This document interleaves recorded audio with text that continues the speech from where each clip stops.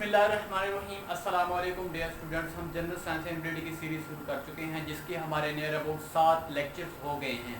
अगर आपने वो 7 लेक्चर्स नहीं देखे तो मैं आपको उनके लिंक के अंदर डिस्क्रिप्शन के अंदर उनके लिंक्स दे दूँगा।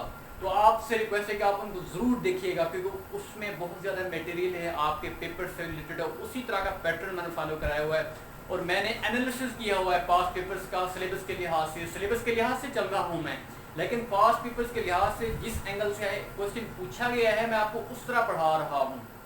तो दोस्तों आज का जो लेक्चर है वो हम शुरू करते हैं, वो है एसिड रेन। देखो एसिड रेन तो आप जानते होंगे, लेकिन एसिड की मतलब इसकी बारिश, तेजाब की बारिश, एसिड रेन। अब देखो एसिड रेन एक क्वेश्चन पूछा गया है कि what is acid rain and how it produce, ये कैसे पैदा होती है। Briefly describe dangerous associated with it, कि कौन कौन से वो डेंजरस हैं जो इसके साथ एसोसिएट हुए हैं। अगला जो क्वेश्चन है जो ये पूछा गया 2017, ये पूछा गया था 2018 के अंदर शायद। अच्छा, एसिड रेन क्या होती है, उसकी काजेस क्या है और इसे हम कैसे प्रिवेंट कर सकते हैं, ये क्वेश्चन है और हम इन दोनों क्वेश्चन को इकट्ठे कवर करने की कोशिश करेंगे। तो दोस्तों सबसे पहले जो आपने काम करना है वो एसिड रेन की डेफिनेशन लिखनी है। आपने बताना है कि एसिड रेन है क्या। अब देखो आप सबको मालूम है कि जो एग्जॉस्ट है फ्रॉम फैक्ट्रीज और एग्जॉस्ट फ्रॉम व्हीकल्स और इस तरह के वोल्केनिक इरप्शन, इस तरह की जो वकूफ़ पज़ीर होने वाले प्रोसेसेस हैं, उनकी वजह से जो कार्बन डाइऑक्साइड और सल्फर डाइऑक्साइड के जो जो जो गैसेस खारिज होती हैं, अब वो क्या करती हैं हमारे एटमॉस्फेयर के अंदर। हमारे एटमॉस्फेयर के अंदर आप जानते हैं कि वाटर कंटेंट मौजूद है, H2O वाटर वेपर्स की फॉर्म में मौजूद है।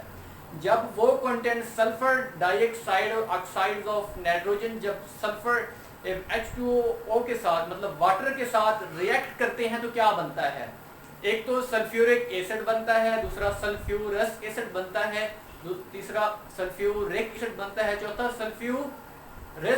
Sulphurous acid, nitrous acid. अब ये 4 तरह के एसिड बनते हैं। तो अब ये एसिड तो बन गए, अब ये क्या करते हैं, अब ये फॉग, स्नो और रेन की फॉर्म में ये ज़मीन पर गिरते हैं और इससे क्या क्या इफेक्ट्स दोनों होते हैं। जो सबसे पहले जो मैं आपको बताने जा रहा हूँ वो चीज़ ये है। अब देखो सल्फर डाइऑक्साइड को वाटर के साथ जब मिलाते हैं तो क्या होता है, H2SO3, एवं इसको इसके साथ मिलाते हैं H2SO4, ये होता है सल्फ्यूरिक एसिड।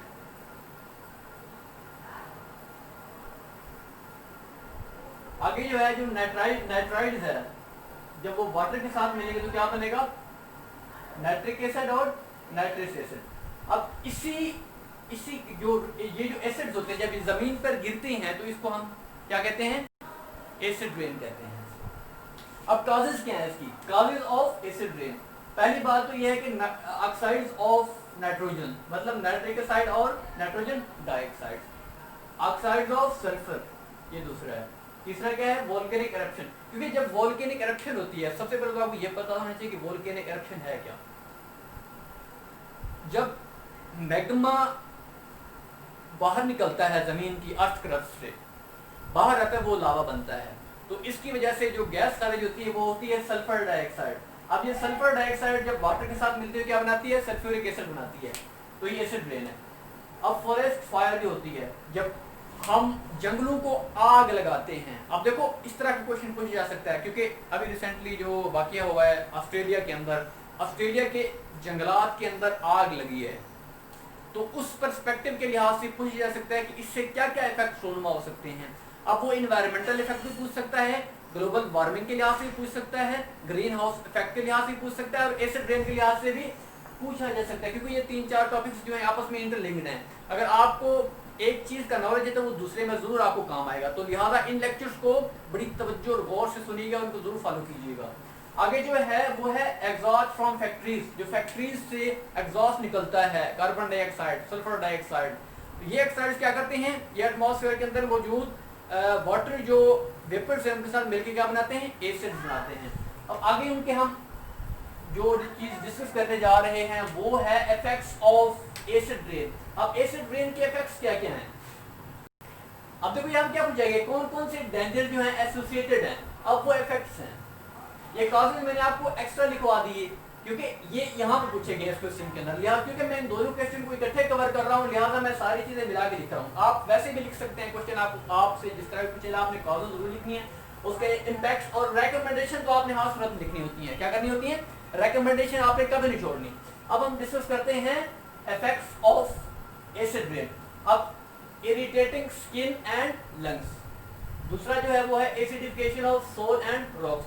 क्या बनाते हैं, क्या कर दे देते हैं सोल के अंदर, और हमारी जो अर्थ क्रस्ट है उसको, रॉक्स जो हैं उसमें एसिडिटी की मिकदार को बढ़ा देते हैं। अगला क्या है? Damages to infrastructure.